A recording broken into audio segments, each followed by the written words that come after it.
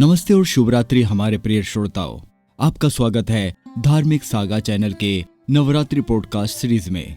इस सीरीज के माध्यम से हम आपको नवरात्रि के अनुपम रंग, महत्वपूर्ण दिन और इस उत्सव के महत्वपूर्ण संदेशों को परिपूर्ण रूप से पेश करेंगे। आज के इस एपिसोड में हम बात करने जा रहे हैं माँ चंद्रघंटा के बारे में। नवरात्रि के तीसरे दिन माँ दुर्गा के तीसरे स्वरूप चंद्रघंटा की पूजा की जाती है।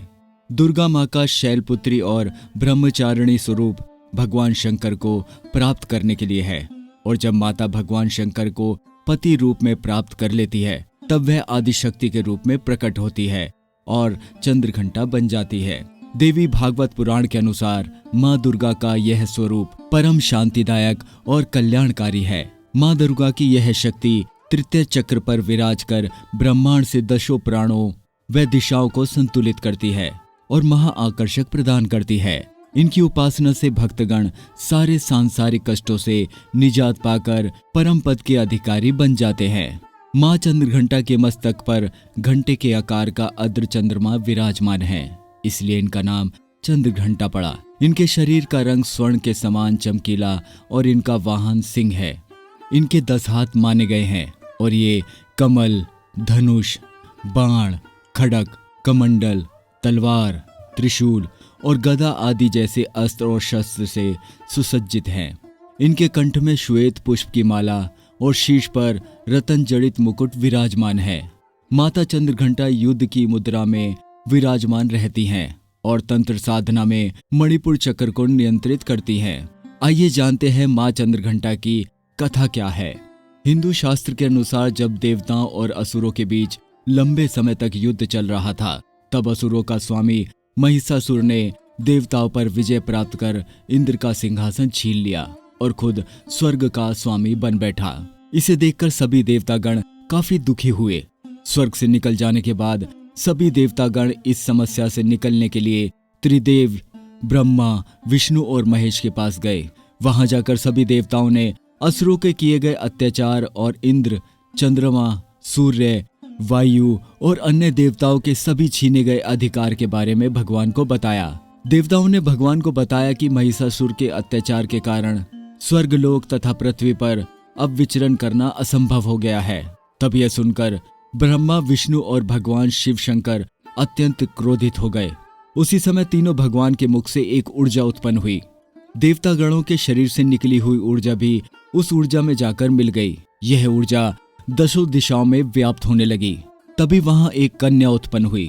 तब शंकर भगवान ने देवी को अपना त्रिशूल भेंट किया। भगवान विष्णु ने उनको चक्र प्रदान किया। इसी तरह से सभी देवताओं ने माता को अस्त्र शस्त्र देकर सजा दिया। इंद्र ने भी अपना वज्र एवं ऐरावत हाथी माता को भेंट किया।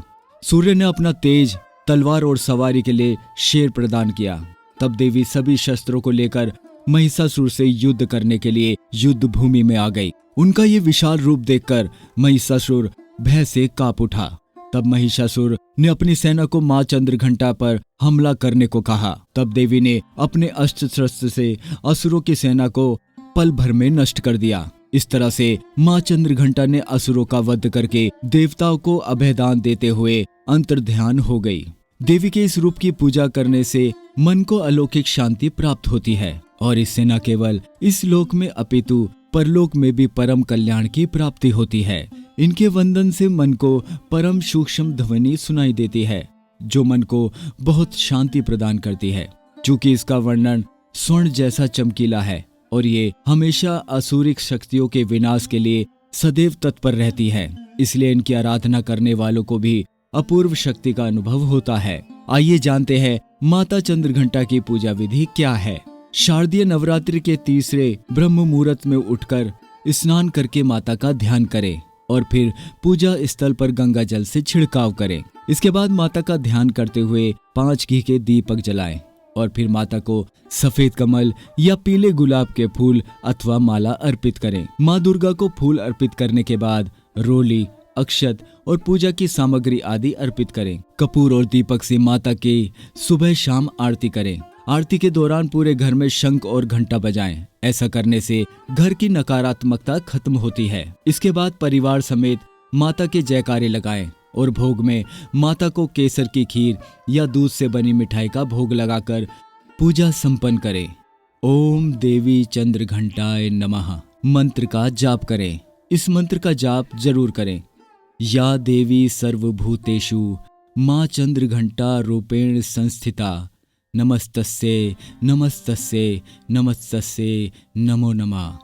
इसके साथ ही आप चंद्र घंटा माता की कथा, दुर्गा चालीसा, दुर्गा स्तुति या दुर्गा सप्तशती आदि का पाठ करें।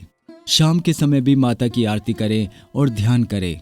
देवी की पूजा के समय भूरे रंग का वस्त्र पहनना व्यक्ति के लिए बहुत फलदायी साबित हो सकता है। साथ ही व्यक्ति स्वर्ण रंग के वस्त्र भी धारण कर सकता है। इन दोनों रंगों को इस दिन शुभ माना गया है। इसके साथ भक्त इस दिन दूध से बने मिष्ठान का भोग लगा सकते हैं। माता को शहद भी बहुत प्रिय है। अगले नवरात्रि पॉडकास्ट एपिसोड में हम देवी कुष्मांडा से जुड़ी कई बातें जानेंगे और ये भी जानेंगे कि उनकी पूजा आराधना कैसे करें।